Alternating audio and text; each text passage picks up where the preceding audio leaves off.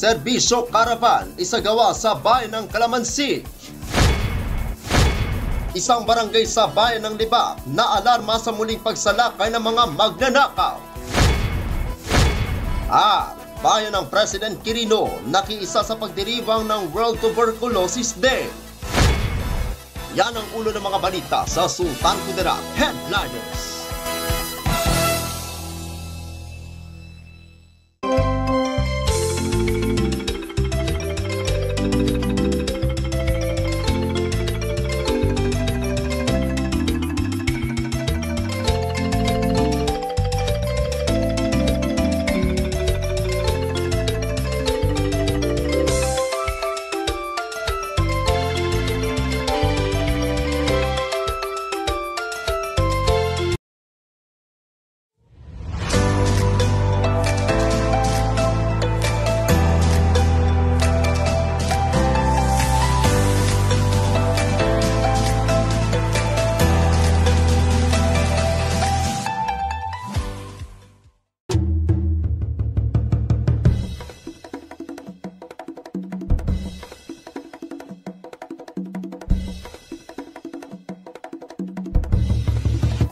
Magandang araw, lalawigan ng Sultan Kudarat. Narito na ang mga pangunahing balita sa Sultan Kudarat Headliners ngayong Marso 19, taong 2024.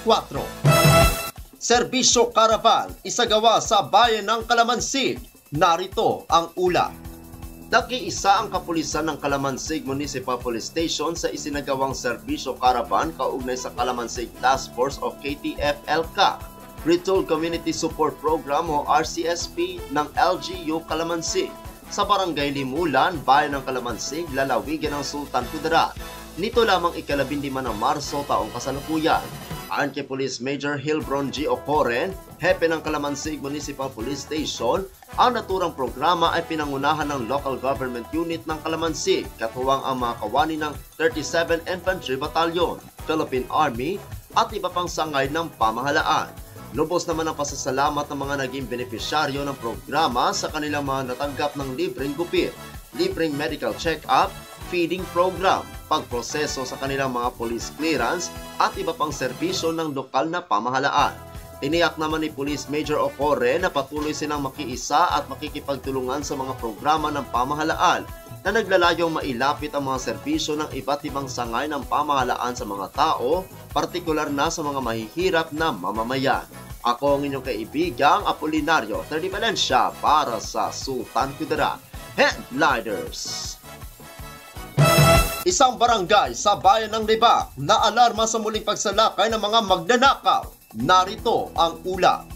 Muling nangamba ang mga naninirahan sa Sitio Palmera sa Barangay Pansud, bayan ng Libak, makaraang muling sumalakay ang dalawang magnanakaw sa pagharap ni Remo Mabel Remasin, isang tindero ng tinapay at may-ari ng sari-sari store.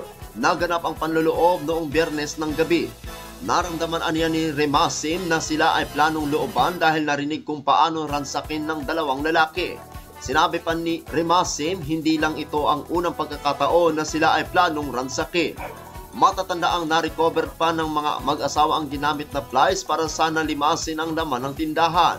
Habang nangangamba hanggang sa ngayon si Aileen Tapusok, naninirahan din sa nabanggit na lugar. Gabi ng Biyernes nang namataan din ang dalawang lalaki na nag-uusap, bagay na duda siyang may nais itong bibiktimahin. Ayon kay Tapusok, natatakot siya dahil mismo siya may mini pasalubong center. Ako ang inyong kaibigang Apolinario Terdi Valencia para sa Sultan Kudarat Headliners. Para sa uling balita, bayan ng President Quirino nakiisa sa pagdiriwang ng World Tuberculosis Day. Narito ang ulat. Bilang pagdiriwang sa ginanap na World Tuberculosis Day na nagkaroon ng mobile x-ray mismo sa Municipal Gymnasium ng bayan ng President Quirino, lalawigan ng Sultan Kudarat, para sa mga kababayan natin kasama ang mangilan-ngilan ng mga empleyado ng LGU. Sa suporta at malasakit ng alkalde na si Honorable Maria Katrina Florida Sandigan, Vice Alcalde Honorable Maris Ayan Aradanas at ng 16th Sangguniang Bayan members ay matiwasay at matagumpay ang pagdaos ng nasabing programa.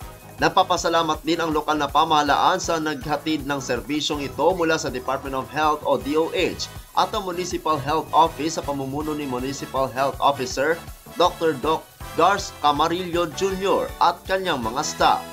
Nagpapasalamat naman ng lubos ang lokal na pamahalaan sa walang sawang pagsuporta ng mga pinuno sa mga programa at mga aktibidades ng LGU at ilang sangay mula kay Secretary Suharto T.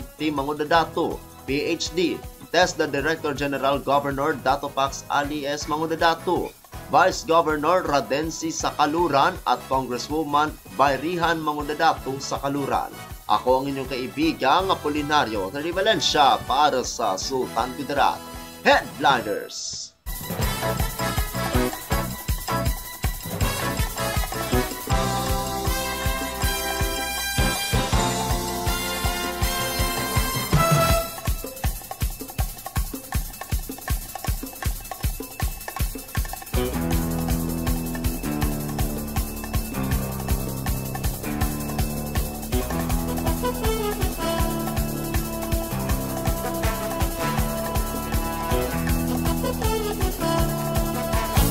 At yan ang kabuuan mga balita sa araw na ito. Mga balitang kailangan ninyong malaman. Balitang walang kinakampihan. Mga balitang totoo. Mga balita may dalang aral at inspirasyon. Ito ang Sultan Kudarat Headliners. Hanggang bukas, maraming salamat at magandang araw, kaibigan.